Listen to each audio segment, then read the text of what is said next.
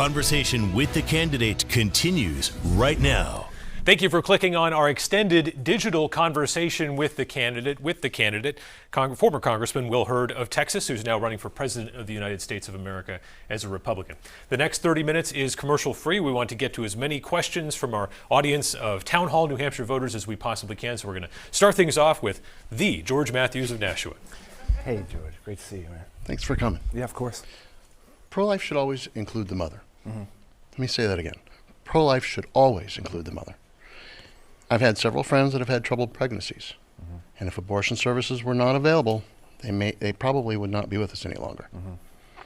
Given that the so-called exceptions that some states have included are actually too ambiguous for some doctors to risk their careers and freedom, what will you do to protect these mothers? Sure. So first off, look, I've been pro-life my entire career. I voted that way in Congress. If Congress put a 15-week abortion ban in front of me, I would sign it. But we should be making sure that those mothers' lives, that we can defend, we can make sure the mothers are taken care of. And the states need to provide some clarity to this issue.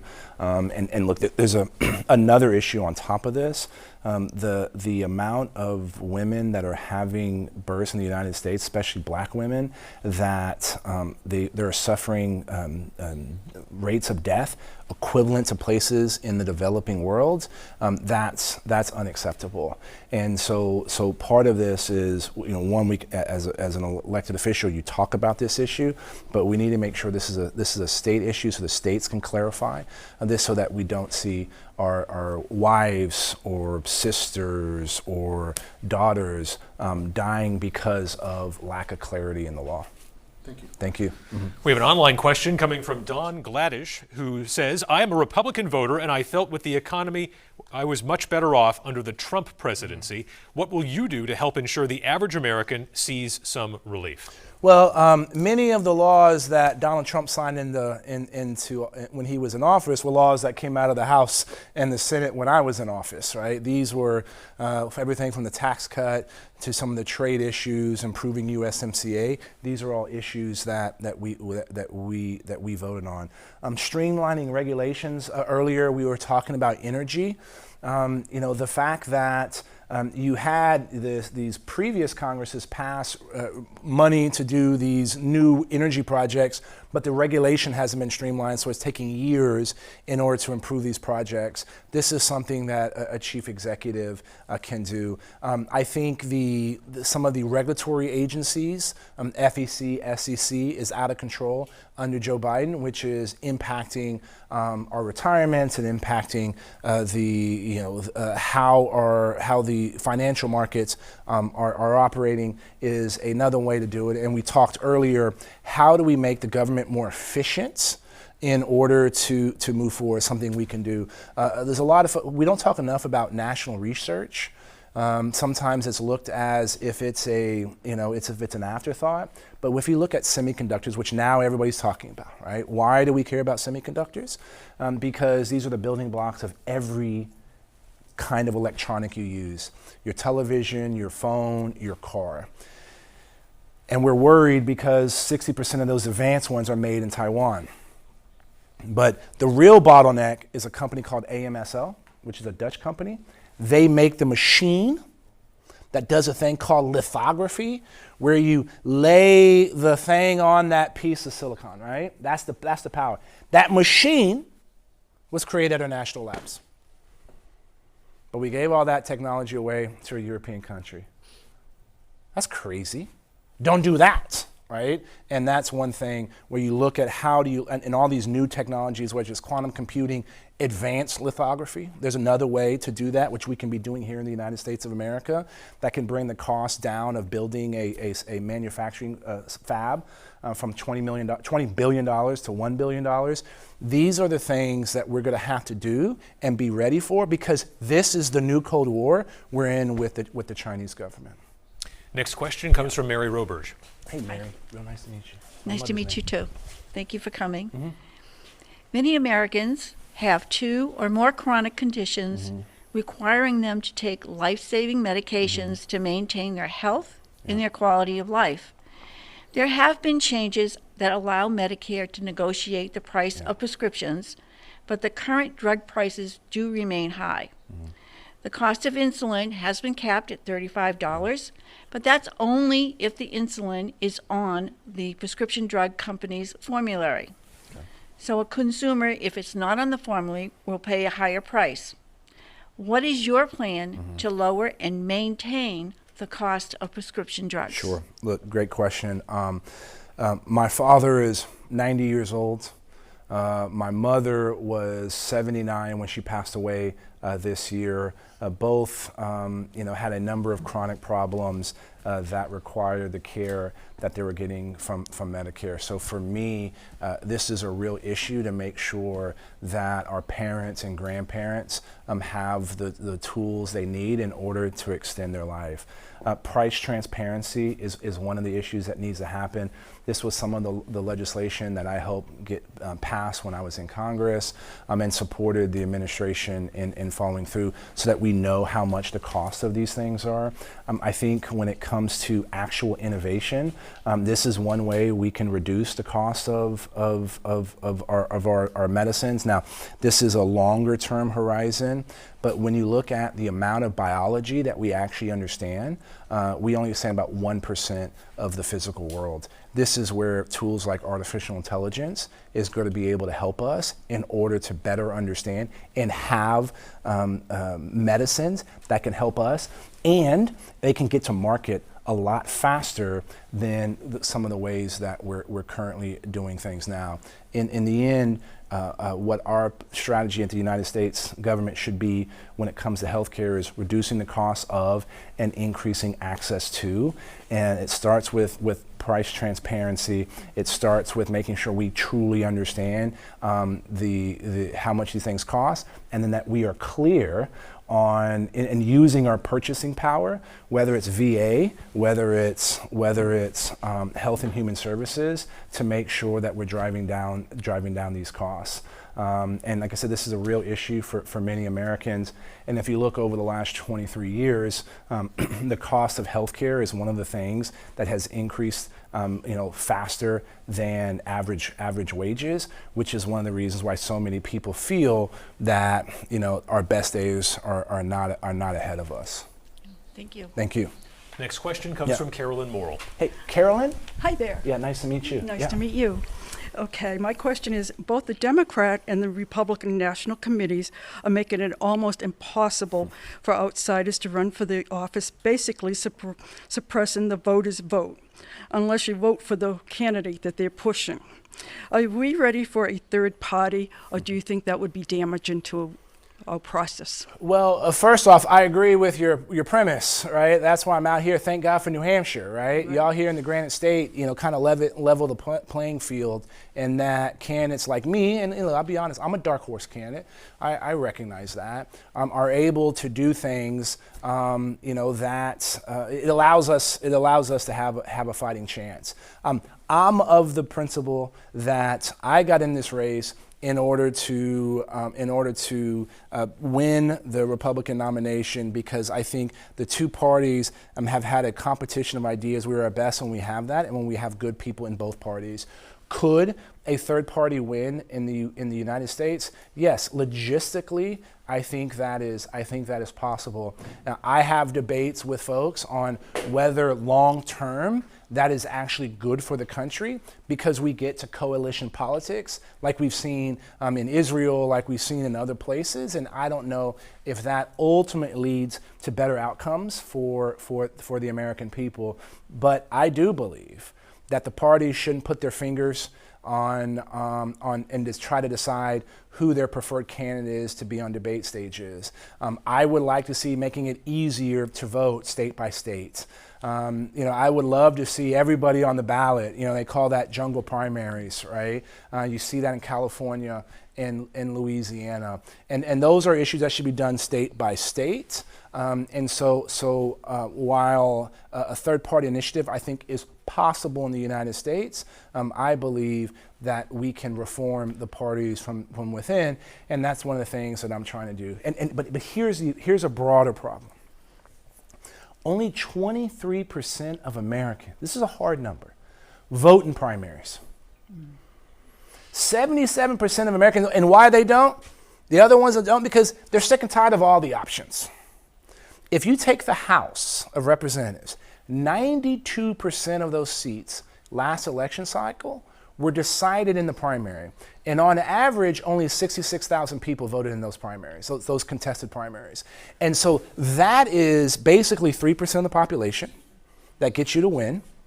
And those are the only people that folks in elected office talk to and speak to. That's the problem. So if we got more people voting in primaries, if we had candidates that are trying to appeal to more than just that 3% of the population, I think the thing that maybe you want to see and others that want to see in a third party could actually be achieved within the system that we're in. Thank you. Follow up for you there, Congressman. There's so much disillusionment out there. Was there anything you saw when you were serving in South Asia that either challenged or inspired your patriotism?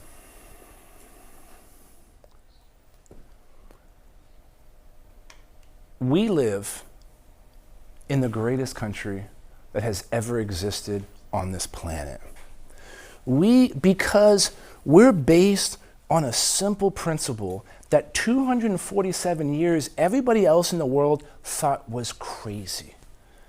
That we, the people, are sovereign, not the government. Right? Everybody said it was an experiment because nobody thought it was going to work. The last time there had been a democracy on the planet was 2,000 years before in Rome, and Julius Caesar screwed that up when he became emperor, right? And it was another 60 years before Switzerland became another democracy. There's only 14 countries that have been a democracy for more than 100 years. That's not a lot. And so what I saw when I was overseas was, I had a new appreciation for the phrase rule of law because I lived in places that didn't have rule of law. I had a new appreciation for what the term democracy actually meant because I saw people that had no control over their futures. Right? Like I saw how it was hard for people to stand up and have freedom of speech, right? And then how that impacted those societies. So absolutely those experiences made me recognize and understand how valuable how lucky we are to be born here and how fragile this experiment really is. And it requires all of us to take a step to do something about it. And guess what? To defend democracy, we don't have to do what many of our forebears did. We're not having a fight on the fields of Lexington or the fields of Gettysburg or on the beaches of Normandy or hand-to-hand combat in the mountains of Mazar-e-Sharif. It just requires us to vote, not just in general elections, but in primaries. I forget what the question was. I got worked up.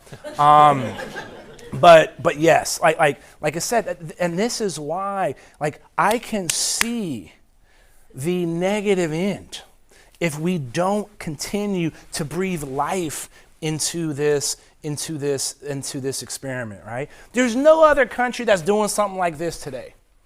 There's no other country where a place like New Hampshire can set us on the right trajectory. And there's no other place where people care about that role that they play, right? So we're lucky, and that's why we got to keep this going. That's why, I'm willing to, drag my wife on the campaign trail and do this and suffer the slings and arrows of outrageous fortune, but because we got to do something, because we're lucky. Sorry. Next question from Bev Cotton. Bev or Dev? Bev. Bev. Hey, Yeah. Nice to meet you. Thank Short you for being here. Beverly? Yes. Okay. Yeah. New Hampshire is the second oldest state in the country in terms of population age. Yes, ma'am. So many of us are requiring our Social Security. And for many of us, that's more than half of our income total. So we're hearing all kinds of warnings, either about some folks thinking that those benefits need to be cut, and some folks saying that they're, within 10 years, going to be drastically reduced.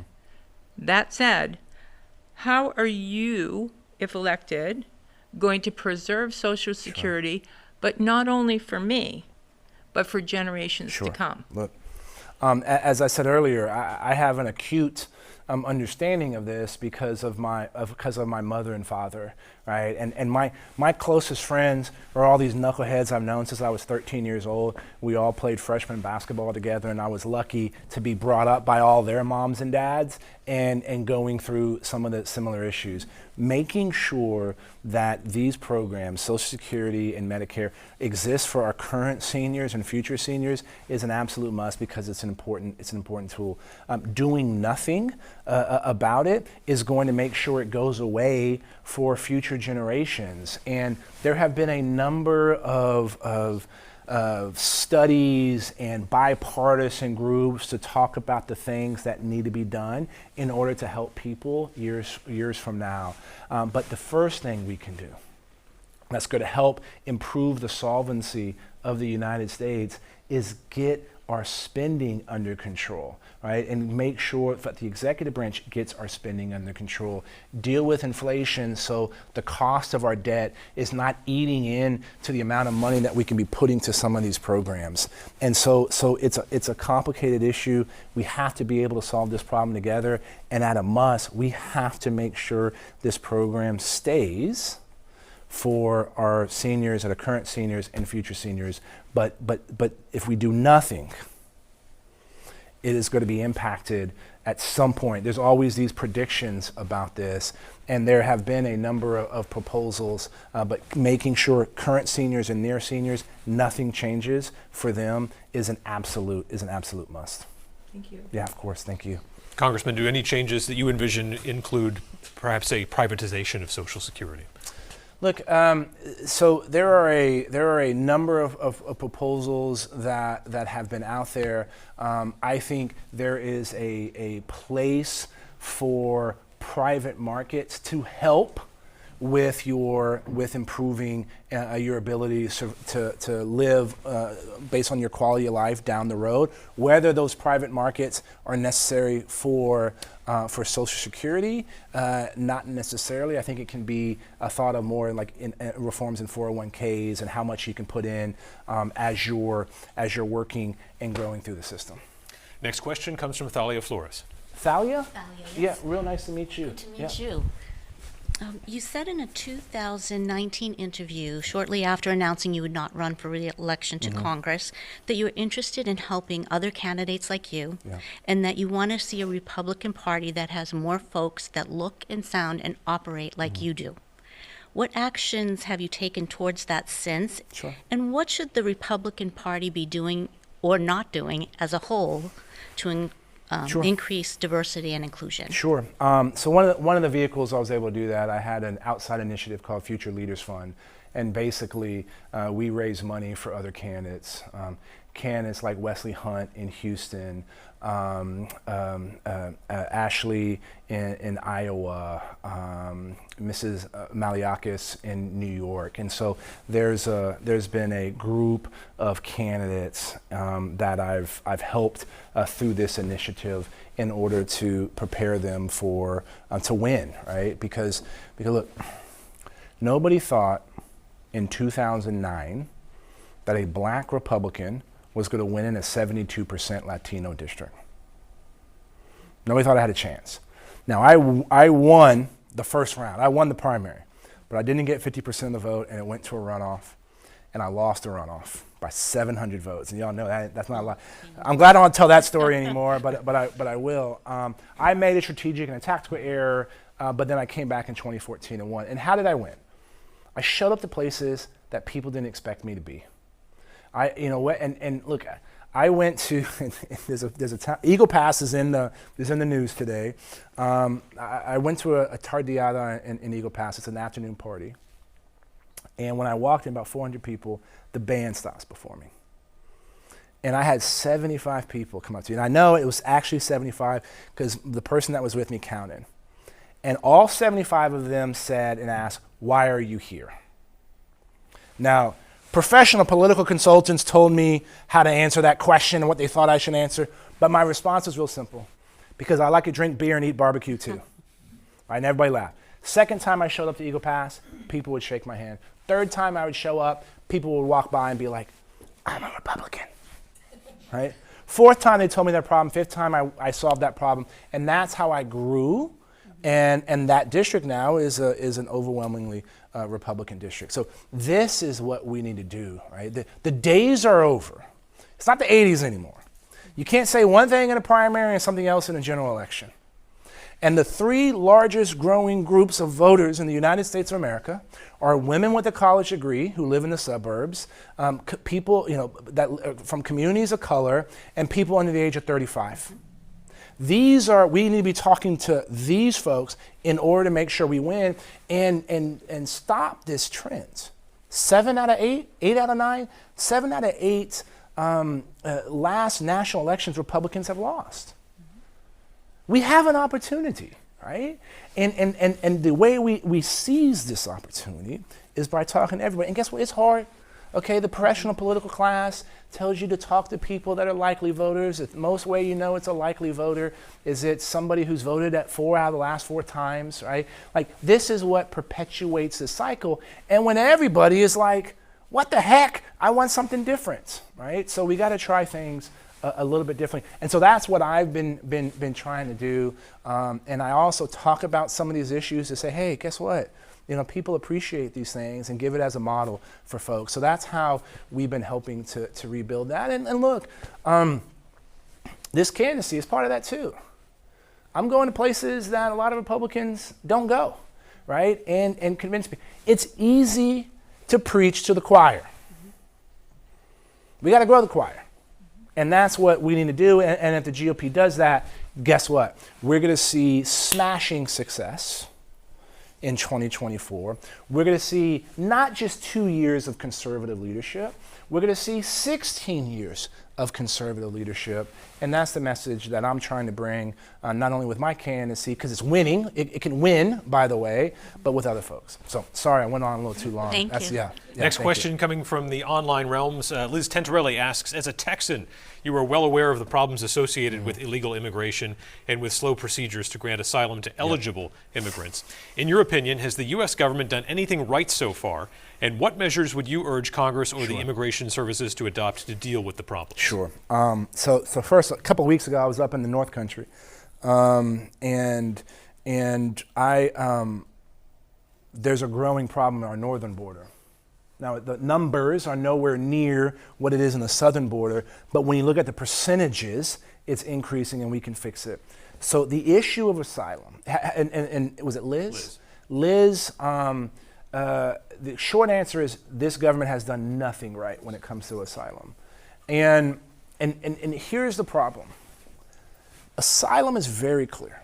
Yes, applying for asylum is within people's legal rights. But to be to get approved for asylum, you have to be part of a protected class. A protected class is race, gender, religion, tribal status. And your government has to be persecuting you because you're part of that protected class, or the government is not protecting you from somebody who's persecuting you because you're part of that protected class, right? So wanting to get a good paying job is not a reason for asylum. And the people that actually need asylum are getting screwed because the system is being filled with folks that don't qualify for asylum. So 5.5 million people have come into this country illegally since President Biden came to office. They've been treating everybody as an asylum seeker, which started under the previous administration under Donald Trump. And so 5.5 million people coming in the country illegally that we know of. These are people that are coming in between the country, in between our ports of entry, which is illegal. That's not how you apply for asylum. On average, spend $10,000 a year, or spend $10,000 to a human smuggler in order to come across the country. That's $55 billion that we're giving human smugglers in Latin America. The U.S. intelligence budget, the entire U.S. intelligence budget, is $60 billion. That doesn't even include the amount of money you're making on fentanyl, right? So part of this, day one, stop treating everybody as an asylum seeker. Step 2, work with these countries to create processing centers to make it easier to deport their people back to. Step 3, make sure that we're getting operational control of our border using all kinds of technologies, whether it's a physical barrier or technology. 4, fuse our foreign aid with our national security objectives to address some of the root causes in these countries that are causing illegal immigration, lack of economic opportunity, extreme violence, and poverty. Right? These are all steps that don't require Congress voting on, right? And can be done. Oh, and then streamline legal immigration, right? If we need a productive member of society, let's get him here. In 2023, we should be able to determine if we need more people to help, ride, snowmobiles or teach snowmobile driving in the North Country, or farming in South Texas, or doing AI in California. We should be able to do that month to month and be able to streamline that process, right? But that requires Congress. That requires the Democrats. And guess what? The president who says he's the biggest supporter of organized labor is not going to streamline legal immigration, because many of the groups on the far left do not want to see that. And so that's, Liz, the steps I would take. Okay, last question here from Laura Landerman Garber. We've got about 4 minutes left in show. Okay, Awesome. I'll talk fast. I I want to hear your answer, though. Sure. It's a personal question. I'm a clinical psychologist of 40 years, and you probably know the nervous. data. Yeah, I'm nervous. I'm nervous what she's going to say about me. Yeah. No. 1 out of 3 high school girls can be diagnosed as depressed or anxious and have suicidal ideation. And as we've been here together for an hour, probably another veteran has committed suicide, 22 plus a day. Given all of that, what are your top 3 priorities in terms of addressing the mental health profound crisis we have? Sure. Look, thanks for the question. Thanks for being involved in this, right? I always tell people, maybe in my entire life, I maybe have suffered anxiety like once or twice, right? But knowing how that leads to other issues is pretty significant, and seeing people that have dealt with this in my own life. And so, one on this, because I'm not an expert here, let's look at these places that are doing well, and then how do we multiply that? I'm looking for, here in Manchester, you got Liberty House, right, that is helping homeless veterans to deal with a whole host of issues. I think that's something that's a model. There's a place in San Antonio, Texas called Sam's Ministries that helps. It's more of a homeless issue, but it's addressing those underlying things. But the infrastructure doesn't exist, right? Like, mental health is health, but the number of facilities of people that can get into that can get a good paying job in this industry, where you can go, getting it reimbursed in healthcare, right? Like all of these barriers shouldn't exist, right? And so how you streamline that, I'd love to talk to you, because I'm sure, in your experience, you could probably say, like, here, do these 10 things, and we would improve this across the country. But the broad message is mental health is health, and we need to treat it with the same level of attention and focus, because I'm sorry, we shouldn't be having people killing themselves in the United States. We shouldn't be having young girls cutting themselves because social media impacts them. We know what the root causes are, and how we cut them off.